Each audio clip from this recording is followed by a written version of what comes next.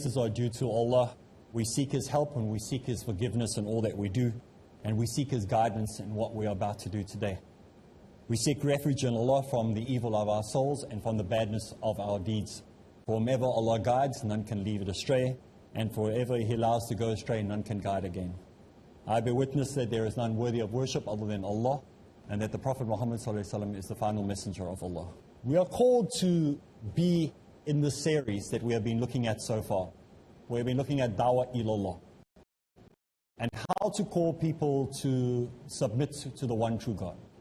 And part of the idea that we've been looking at in calling people to Allah is that we are required to make a certain amount of changes in our own life. And we have emphasized how to call people. We have emphasized what the errors and problems are perhaps in some of the doctrines of Christianity. And we purposely not focused too much on our own mistakes and our own errors at this point. Because like I said right at the beginning of this series, when you do dawah, two things take place when you do dawah ilallah. One is you are offering the opportunity for someone to come to truth. And as a byproduct of that, you change, inshallah, if you're doing it properly. Something inside of you says, well, if I'm telling people to be like this, I better be doing it myself. And so this is one of the reasons we haven't really focused on myself or ourselves or yourself, because we just moved on. But today, to have a sort of a break from what we have been doing, I'm going to focus on us, on how to be different. Because we live in a world where the world says that we should all be the same. When there's a new mobile phone out, everybody wants the same one. And if you don't have the same phone, then you are out. And people say, what, you got that? You got the latest one. Be like us. And when there's a new fashion trend out, everybody wants to have the same shirts, maybe the same hoodie, maybe the same trainers or tackies or whatever you want to call them, shoes. So there's a great demand in society to be different. But the advertising agents want us all to be the same. And so what we are going to be talking today is how to be different in a world full of drones. And it can have both meanings, yes, both drones. But the main one we are talking about is drones as not thinking for ourselves, just following without having any real understanding. How to be different in a world full of drones. When we look at the Muslim community today in the world, and some of these ideas have come from a da'i in America, who's a well-known da'i in America, who talks about the same type of dawah that I do. He talks about dawah ilallah. We went through the notes in the beginning of one of the other scholars. Now we're going through another scholar. So we're looking at different scholars with different angles on how they look at dawah ilallah. So some of the ideas I've taken off from his works. So they're not my own work. So the greatest tragedy, or perhaps the greatest tragedy in the Muslim Ummah today, is that we are very confused and we misunderstand what Islam actually is. There's a lot of confusion what Islam actually is, even amongst those people who are supposed to know better, those people who are reverts or born Muslims.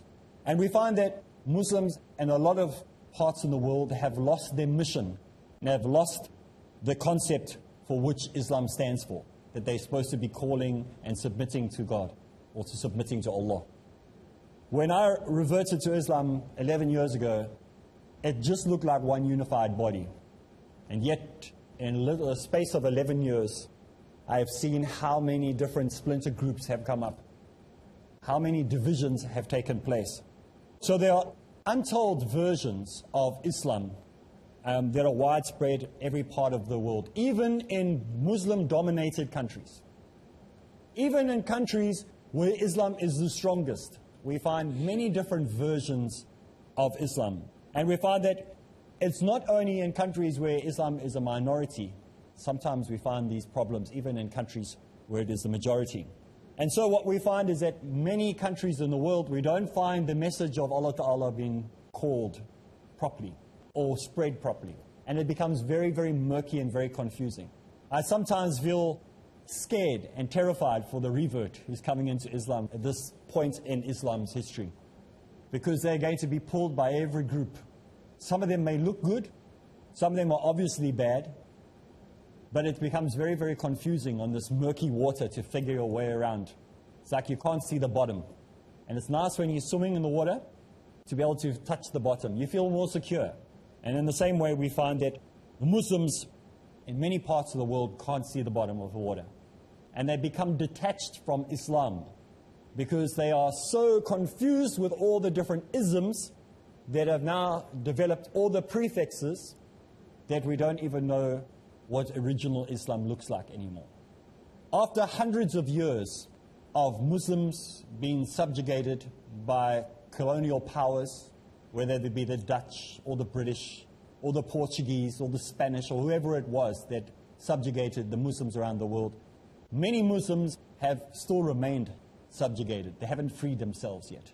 They still believe that they belong to some colonial power that has controlled them.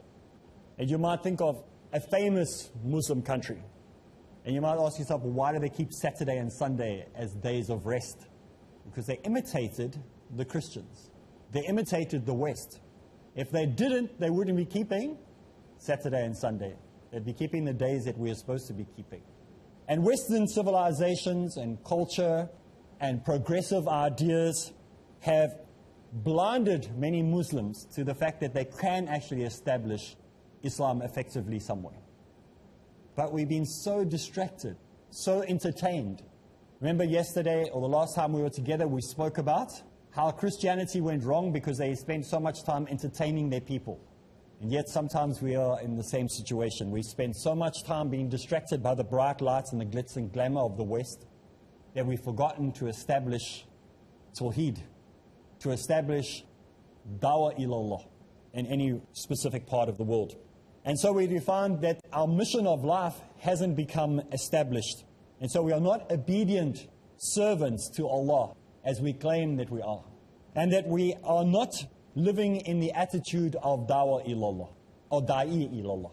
We're not even Da'is of Ilallah. And so we have to challenge ourselves and say, how do we fix this? What is the problem? It's good to know that there is a problem. How do we change this? The object lies hidden deep down inside the history of Islam. We have to look at how they were successful to get out of similar situations in the past. How did they resolve their issues? And we have to have a personal desire and a want to change. It's no use saying there's a big problem with Islam. We hear this every Friday. In the mosque, in Jummah Salat, someone will be talking. Someone will come on a Friday, maybe a guest speaker, and he'll tell us how bad the situation of the Muslim Ummah is. But there's no desire, there's no want to change the situation. Unless we want to change ourselves, you can't just want change and other people are not prepared to make those sacrifices yourself. And how do you change the world? You change it in your own home first. And then you start with your immediate neighbors. And then you start with your neighbors' neighbors. And then your area, and then your community, then your country. Then you can only go to the other parts of the world and try to change them. So there has to be a desire to change. We find that many of the Muslims in the world have still remained colonialized. And we forgot about the deen of Islam. And so, in a way, we have only a partial or a limited acceptance of the rulings and the restrictions that Allah has given us that we apply to our lives. And so we restricted Allah to certain areas of our lives only. Fine, Allah's restricted to the mosque. He's restricted to certain areas only. We've limited Allah from our day-to-day lives. Where before He had total 100% control of the Muslim Ummah, now we have limited Allah to Friday, to the mosque. And so we find that there is a serious problem in the Muslim community today. Today, Muslims stand in neglect of the religion of Islam. And so the tragedy has been that the condition will not change until we are prepared to change, until somebody is prepared to stand up and change it, and we reconnect with the deen of Islam. And the problem is, if somebody came along with the true concept of the deen of Islam, and he stood up in front of us and said, this is a true deen, none of us would recognize it. That's the saddest part. The problem is if somebody had to stand up and present Islam as it actually is, in its trueness and in its purity, and its unadulterated version, as it was authentically. The sad part is that most of us wouldn't recognize it. We would think that the person is crazy or an extremist. We'd probably label him something. And that's what we would be doing. Or perhaps we wouldn't be calling him a sorry, maybe we'd be calling him something else. But the problem is today that if true deen of Islam was presented, how many of us would actually recognize and identify it? Let's take a break. When we get back from the break, we'll continue, inshallah.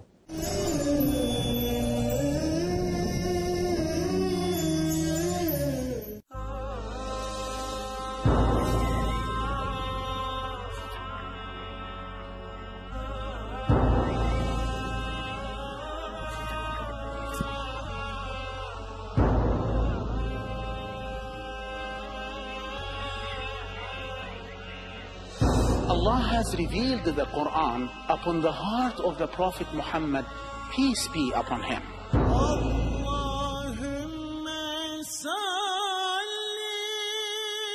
He demonstrated that in speech and action.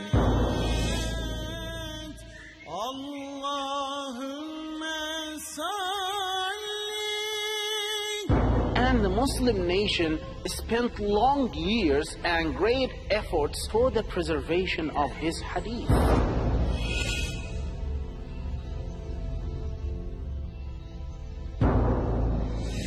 So join us for Hadith Story on Peace TV to know how the Ummah received, conveyed, and transmitted the honored legacy of the Prophet.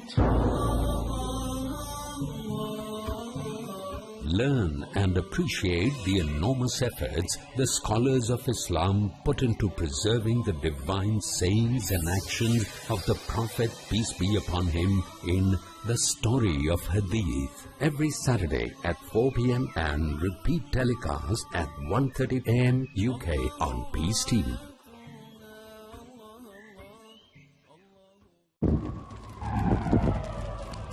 Dialogue. Discussion, debate, rebuttal, conclusion. Eliminate misconceptions about religion. Get enlightened. Witness Dr. Zakir Naik in a battle of words in Crossfire every Saturday at 8:30 p.m. and repeat telecast at 10 a.m. UK on Peace TV.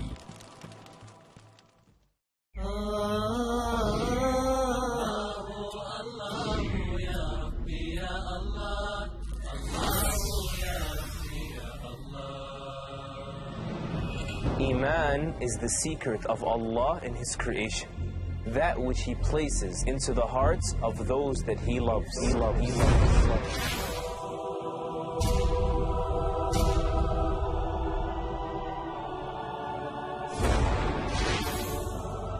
Once it glows, nothing is stronger that can drive a person, and nothing is sweeter that a person can experience. It's a glimpse of paradise that you see with the eyes of your heart.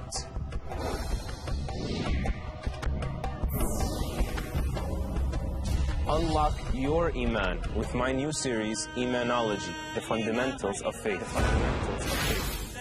Enrich your Iman by following the factors that would open the door of eternal blessings for all believers in Imanology, the study of Iman. Next on Peace TV.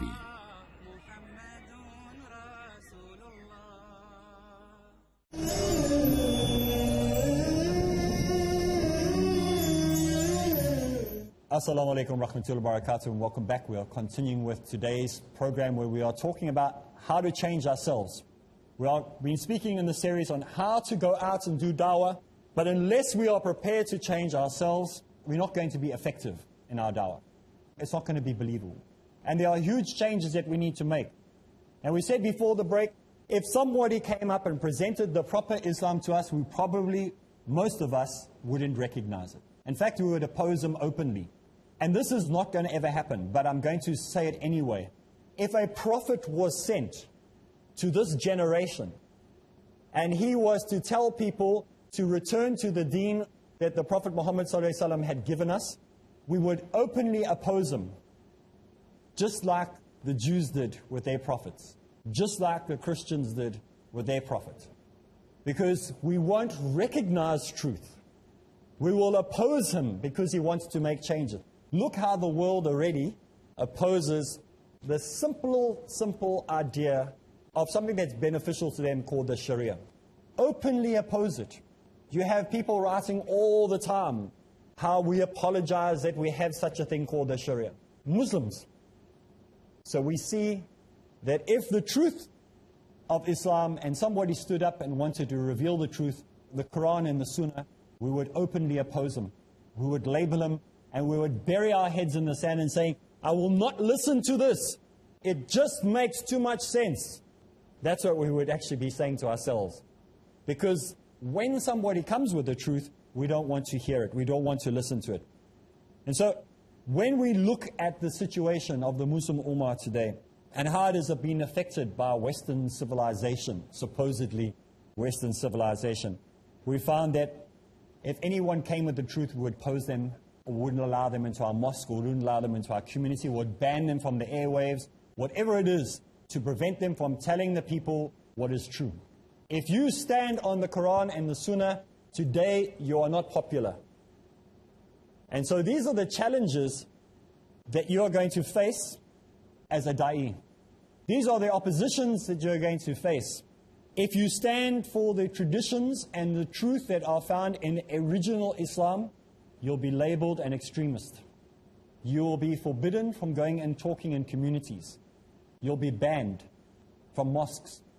Talking about foreign powers. We're talking about countries that are going to ban you. Talking about Muslims who don't want to listen to the truth because they are comfortable.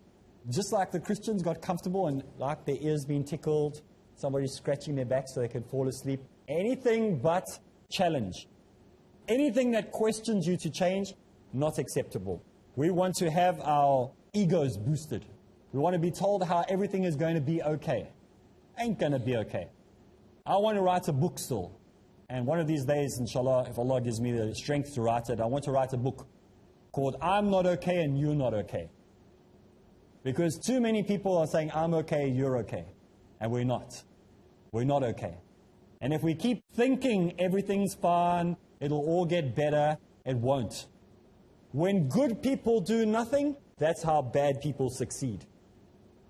I'm not calling people to extremism, as in doing something radical. I'm calling a change of heart. I'm calling people to change their hearts, to look inside themselves and say, what do I need to change to be effective in my dawah? Muslims today have become foreigners of the deen of Islam. We look in and we go, what is this religion? Oh, it's Islam. Sure, I almost forgot. That's what we are supposed to be doing. And we look at the deen of Islam like foreigners do. Like you're visiting a foreign country. You've never seen it before. Go on Hajj and you'll know exactly what I'm talking about. The whole Hajj experience, you will never have to wait in line ever on Hajj. When you are going from point A to B, there will never be a single line if everybody did what was prescribed, not innovated. And this is why there are traffic jams everywhere when you're on Hajj. Because everybody thinks they know the right way. And nobody's actually following what is required. People are stopping, doing their own little thing, instead of what is prescribed and what is required. So when you teach them, and you'll see in Saudi Arabia, they have this CD that they give out, DVD, on how to do your Hajj properly. They will watch this and they go, what is this? I don't know what this thing is. What is this, a Hajj? I'm on a different Hajj to this. That's the scary part. That when the truth is exposed to them, they will not be able to identify even if they see it. It will seem like something foreign. It will seem like a whole different religion. If you look at the truth of Islam and you feel that way, then it's time for change. It's time to put the brakes on and to go sit and listen and learn. With our tongues, we declare that we are Muslims, but with our hearts, it goes another way. The First Nations people of Canada and America, the Indians with a feather, not the ones with the dot, they said that white man speaks with a forked tongue, like a snake has two things. That's what they said, as a saying. Sometimes we're exactly like that. What our heart is doing and what our brain is doing are two different things. And I've said many times in my talks, there needs to be a 30 centimeter drop from the brain to the heart. They both need to be in the same work together. We even hear popular people saying, don't use your heart, just use your brain, or vice versa. Just use your brain, don't use your heart. In Islam, they must be connected. It has to be working together. And so we can't just be ever giving words and say, I'm a Muslim, and yet our actions do not confirm this. We have to become people who are aligned to Islam, whether it is in the good, bad, or the ugly, whether it suits us or not, whether it hurts. In fact, if it hurts, it's probably a good thing. But don't go to the extreme now. There are some people. Our UK brothers are very, very strong Muslims. But some have taken it to the extreme. And they say, well, it's not Islam unless it hurts. And that's not the right way. So we have to be very, very cautious. Muslims all over the world, maybe a few exceptions, have revisited, rewritten, repackaged Islam. It looks nothing like it was. And we find that anybody who mentions three things will be labeled an extremist, crazy, or stay away from these guys. There's a list in my country. 4 people that have been put on a list. All 4 of us have exactly the same belief, but they put us on a list. First of all, if you call to Tawheed. Second, if you call people to follow the literal understanding of the Quran. And third, if you say to the people that you have to listen to the Sunnah. If you say those 3 things, then you're crazy. Can you believe that there are people are like that in the world? That the 3 things that we are supposed to be doing are the 3 things that we are labeled as being crazy about. That shows how far we've moved away from what is true. Islam is not about slogans, it's not about one-liners, it's not about t-shirts, it's not about caps, it's not about bumper stickers, it's not about clever posters or catchy tunes or catchy little slogans or anything like that. It's about your commitment to Allah. And if you're using gimmicks and slogans and t-shirts and bumper stickers and all the rest of it, whatever, that is not as important as your commitment to Allah. In the Quran it says, and translated into the English, it says, O you who believe, come all of you into submission unto Allah, wholeheartedly, and follow not the footsteps of the devil or shaitan. Lo, he is an open enemy for you. So he will do everything he can to make sure that you do not do what you're supposed to do. He's going to make sure he keeps you busy doing everything else, worrying about how long your pants are, worrying how long your beard is, worrying about what color kurta you're wearing. Anything but you submitting to Allah properly. Those things are important. But they're not going to help you if you don't understand who Allah is, that you're not reading and trusting the Quran 100% and you're not trusting the Sunnah. Don't think you're just doing outward things. Exactly what the Jews did. They followed the outward forms of worship, but inwardly they did nothing. As one of the analogies is given in the New Testament, they have a cup and they wipe the outside of the cup because they want it to keep clean. But the inside is full of poison. So we have to make sure that the outside and the inside are the same. It's no use looking the Muslim part. We have to live the Muslim part. We have to re-establish Islam in our own lives. And so we have to be different. We must not resemble the people. There's a hadith that says if you resemble the people, you're from the people. If you resemble the people, you're from the people. How many of us resemble? Talking about clothing. I'm not even talking about the way you walk. I don't care about the glasses you wear or whatever. That's not resemble. That's when you're looking just at the outside. Talking about the inside. So how much do we resemble? How much are we trying to copy? You know, our Muslim children, because the Christian kids get Christmas presents and Easter presents, we want them to have something as well. So we'll end up compromising and we start resembling and we start giving gifts and Christmas gifts and stuff like that. The worst thing I saw was when I went to a Muslim house and there was a Christmas tree and Christmas decorations up. I couldn't believe it. These are practicing Muslims. In my country where I live, because I said you've got to change yourself, then you'll change your community, then change your area. All the businesses there, during Christmas time, you can go past their businesses. You will not find a single Christmas greeting in any of those businesses. No decorations, no lights, no Christmas trees. No season's greetings, nothing. It looks like a normal day. Alhamdulillah. I'm so proud of those businessmen that they had the courage to lose business during that period, not to compromise. This is when we stop resembling the people. And the people start looking at us and going, I wish we could be more like them. This is what I want to be like. At least they're practicing what they preach. Or today, maybe they're not doing that. Maybe they're looking at the Muslim going, what's the difference? All religions are the same. When somebody says that to you, know you're in bad shape. When they look at you as a Muslim and say, oh, all religions are the same, it means you're not a good example. They should look at you and say, please, I want to be exactly like you. Something about you is what I want to have. So at home today, when you're thinking, it's not about knocking everything down and giving you all the bad news. It's there to make you think about how we need to change. And inshallah, I want you to join us again next week, same place, same time, as we continue having a look at some of the changes, how we can be different before we continue with this series. So for me, Areeb Islam, and those here in the audience, Assalamu alaikum wa rahmatullahi wa barakatuh.